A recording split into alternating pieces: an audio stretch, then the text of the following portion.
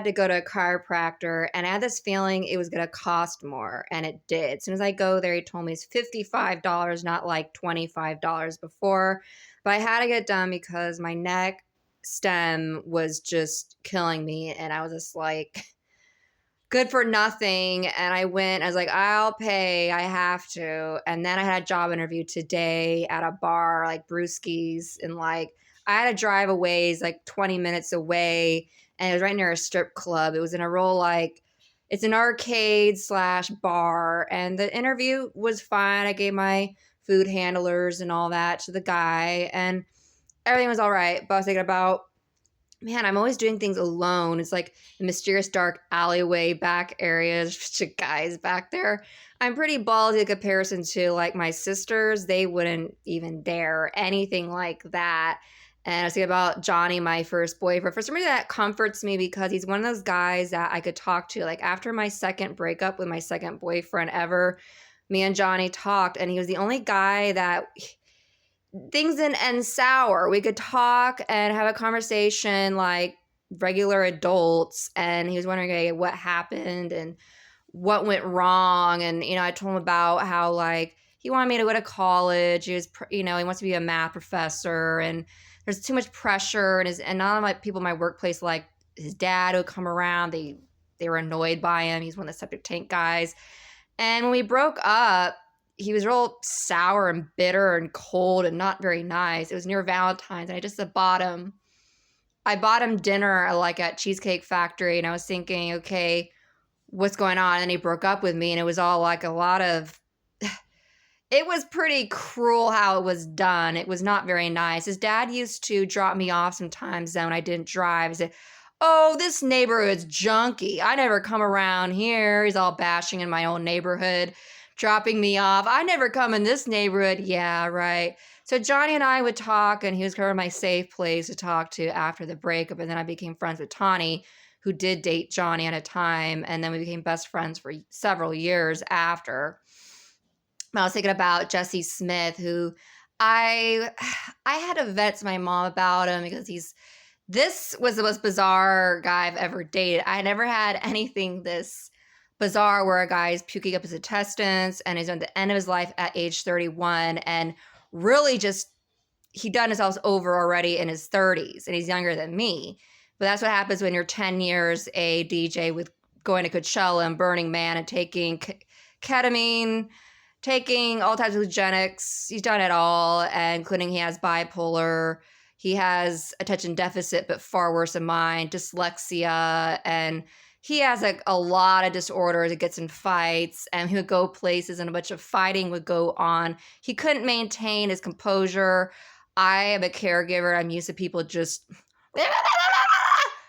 bashing and yelling at me, and you have to just take it, where he's like, when we go out, he has his times where he's okay, then there's times where he's not, and then he starts getting a bad temper, and I'm like, why are you cursing that guy out? But I try to stay out of it. It's not healthy where you have to always tell yourself you can't say anything.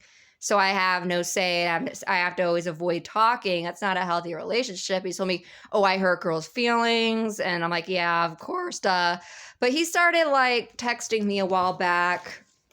Like, this is right when I started seeing a different guy. And he was like texting me in the middle of like at 4 a.m. And he kept texting like pictures of a truck and wanting to go out to Julian for some long drive. And he's like, oh, I'll pay you to hang out. Like, I'll pay you like $50. I'm like, oh no. And then he started calling me, which he changed his number and then calls me out of nowhere. He put his mom on the phone, like on speakerphone to hear the conversation. Like he wants me to caregive for his mom. And he all drop of the hat will like change plans and weird ideas. I was trying to talk to his mom and like hold a good conversation, but you'll hang up and weird things, like mysterious things like that. And then I was thinking about all the weird spiritual like experiences we would have during full moons and weird glitches in the Matrix, which I got to know there's glitches in the Matrix with a guy. And I always like looking up glitches in the Matrix where people go through interesting things on the road. Like one guy I wrote a story about how he went to a party, and when he went on the patio, it was like a party with his family. And when he went inside to go to the bathroom and came back, no one was there. he wasn't on drugs or hallucinogenics, he claims, but then he came back outside.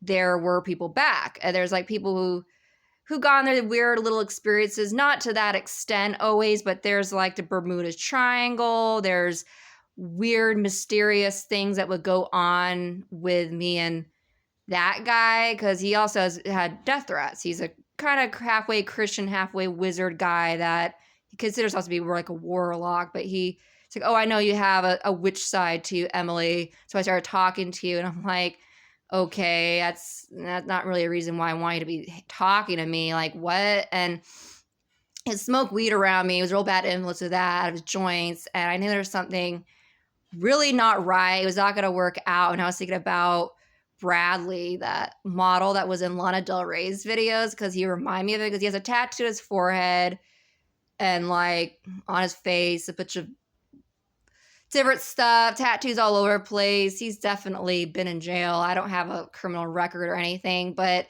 it reminded me of Bradley, the male model from Lana Del Rey's videos, in a way, because he has that kind of like hick, I don't know, something about him. But I was thinking about what I commented on his page on like Instagram years ago.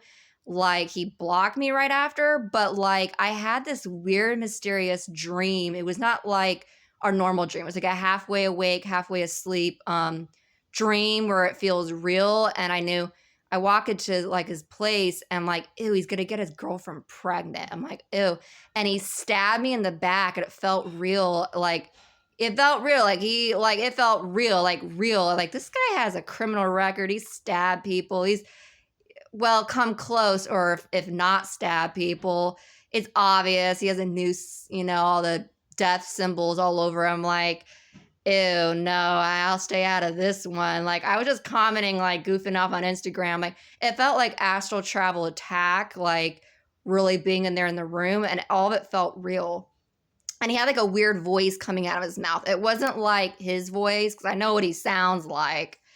It was a weird, like, high-pitched, like, a really weird demon voice. And I was like, this guy's into witchcraft, occult, is banned, and never mind. I wouldn't even get involved anyways. But I rarely could handle Jesse Smith. Like, we were only for a couple times going out, and each time we went out, ew, like some weird things would go on. He would start talking to random strangers on the street, and just, I don't know where his mind was going, but during full moon nights, weird, mysterious things would go on. He would get violent, and I was just like, you can't reason with someone who's unreasonable. And I was like, this is not for me. I can't be with this guy. It's not going to happen. He just was fascinated by, like, the idea of me, maybe, like, but you can't, like, mix business with, like, pleasure like that, and maybe being like a end of life caregiver for him. But I got so wrapped up because I'm way too nurturing naturally. He's like, oh, you went too hard on me. But he was the one who was phone calling me out of nowhere for wanting help, because his mom. I was the one calling him, but he was claiming I went all, like, hard on him, and he was overwhelmed by me caring about him so much.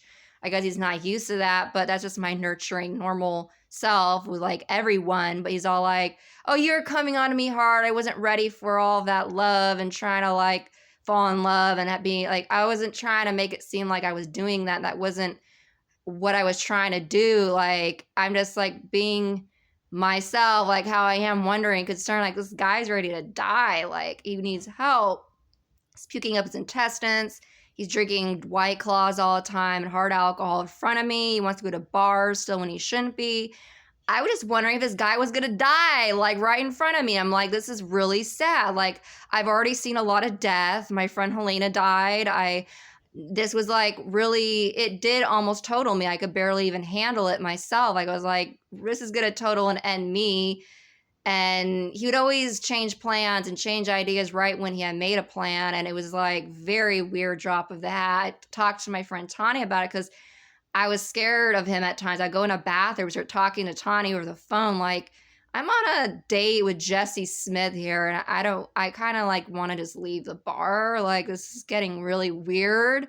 And I never went out with anyone like this. There was nothing like this. Even Johnny, as weird, different, and dark as he is, metalhead guy, It never was like that. It was never bizarre like that. Like drop of the hat, weird like that. He would tell me, "Oh, you're doing this purposely, Emily, because you don't want to be with me." And then he would turn it on you like you don't want to be with him and that you're trying to like avoid him. And he has bipolar, so all kinds of weird highs and lows would come around. And he'd tell me to college, try to park somewhere, and he couldn't even get out of his car to go to class. And I'm like, oh no.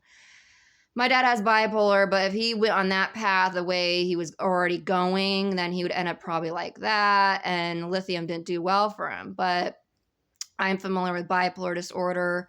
I'm not with dyslexia. Attention deficit I am, which I already have, and it's not at that level at all. This is a high level attention deficit, and I was like, huh?